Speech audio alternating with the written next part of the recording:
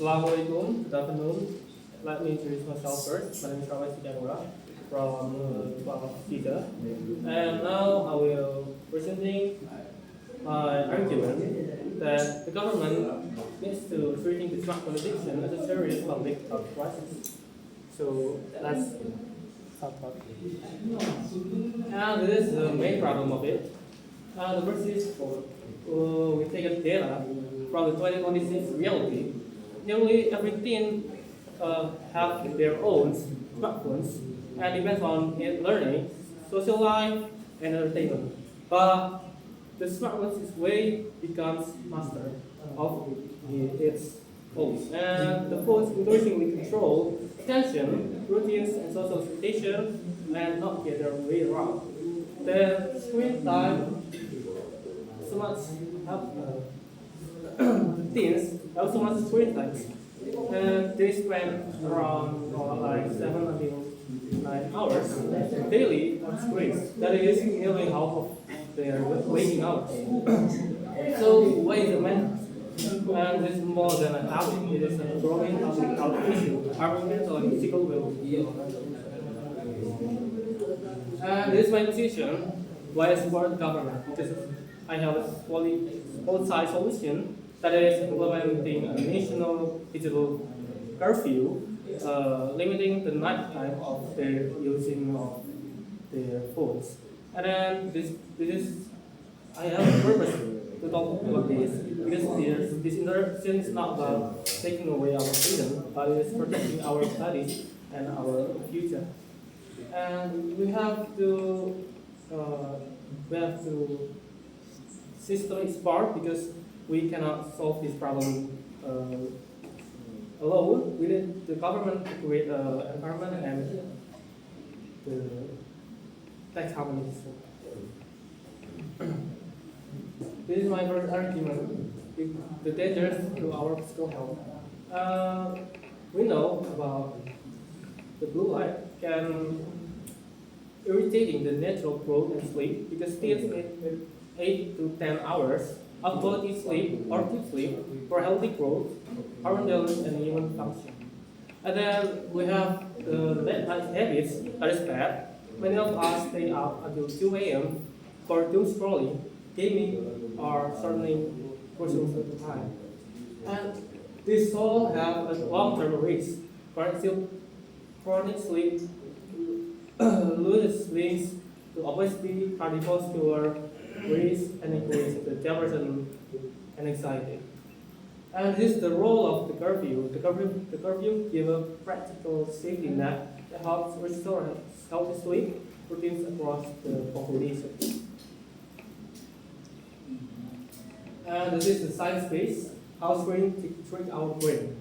The scientists from Harvard Health Publishing have confirmed that blue light from our phones is very dangerous at night. Evening light suppresses melatonin, reduces onset, and reduces sleep quality, leaving inspired, irritable, and less prone to study the next day. A method offline windows help restore natural circadian rhythms. This is my second argument. That is protecting developing brains. The human brain is developing into the mid-20s or until 25 years old. The prefrontal cortex, essential for decision making, impulse control, and focus, is especially vulnerable to constant distractions.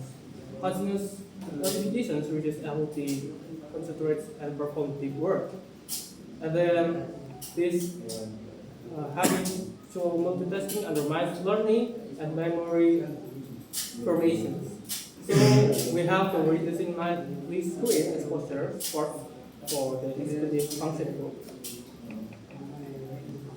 And this is the data from NIH, structural change in the brain. The ABCD study, National Institute of Health, tracked the dozens of found a link between how screens use up to 7 hours a day and parameters critical thinking.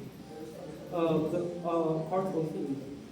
Then what they found, excessive screen time correlated with structural brain states associated with the cognitive slowing and brain fog. And why does it matter?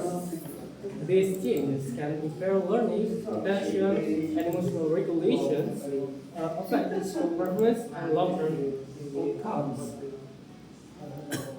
And this is my last argument because we filing against technology companies that is unfair because companies design for attention. Tech platforms invest heavily in the features and to maximize engagement and reputations.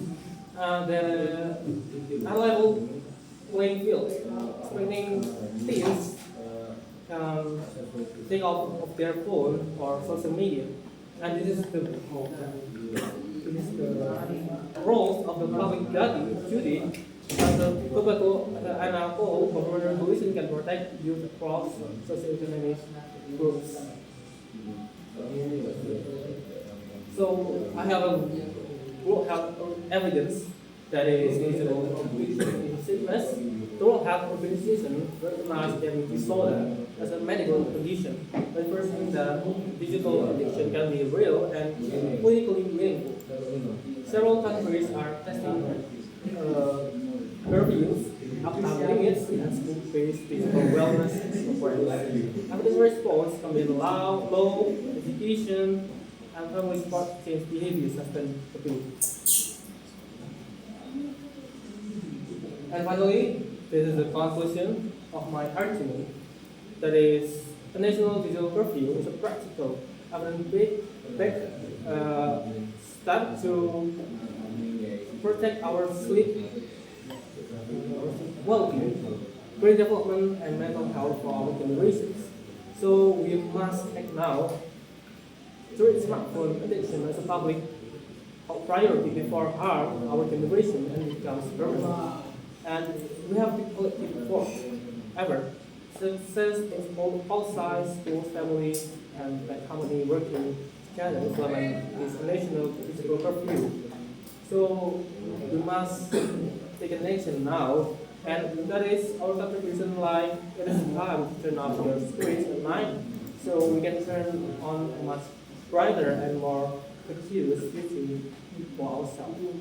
Thank you for listening. Wassalamualaikum warahmatullahi wabarakatuh.